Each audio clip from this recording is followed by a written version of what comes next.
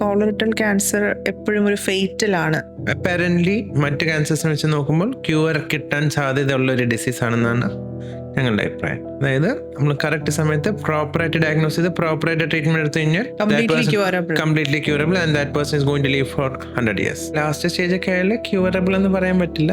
അപ്പോഴത്തെ കുറച്ച് ബുദ്ധിമുട്ടുകളൊക്കെ ഒന്ന് മാറ്റി കൊടുക്കാനും പാലിയേറ്റീവ് കെയർ എന്ന് പറയും. അപ്പോൾ അത്രയും ഒരു അഡ്വാൻസ് സ്റ്റേജ് ഒക്കെ ആണെങ്കിൽ ക്യൂർ റേറ്റ് ചാൻസസ് കുറവാണ്. അപ്പോൾ പറഞ്ഞു വരുന്നത് നമ്മളിത് എത്രയും നേരത്തെ ഇതിനെ കണ്ടുപിടിച്ച് ട്രീറ്റ് ചെയ്യുക എന്നുള്ളതാണ് ദ ബെറ്റർ ഓപ്ഷൻ അല്ലേ? നമ്മൾ അഡ്വാൻസ്ഡ് ആയിക്കൊണ്ട് പോയിക്കൊണ്ടിരുന്നാൽ ഇത് സിവിയറിലിറ്റിയിലോട്ട് പോകും അല്ലേ? ഓക്കെ. പിന്നെ ഇത് ഫാമിലി ഹിസ്റ്ററി ഉള്ളവർക്ക് മാത്രമേ ഇതിന്റെ ഒരു റിസ്ക് ഫാക്ടർ ആയിട്ട് വരുന്നുള്ളൂ, അങ്ങനെ പറഞ്ഞ് തള്ളിക്കളയാൻ? Family history I would say ഒരു 20-30% മാത്രമേ ഒരു ആക്റ്റീവ് റോൾ ഉള്ളൂ. കൂടുതലും നമ്മളുടെ ഡയറ്റ്, നമ്മളുടെ ലൈഫ് സ്റ്റൈൽ തന്നെയാണ് അതിന് കൂടുതലൊരു പങ്ക് വഹിക്കുന്നത്.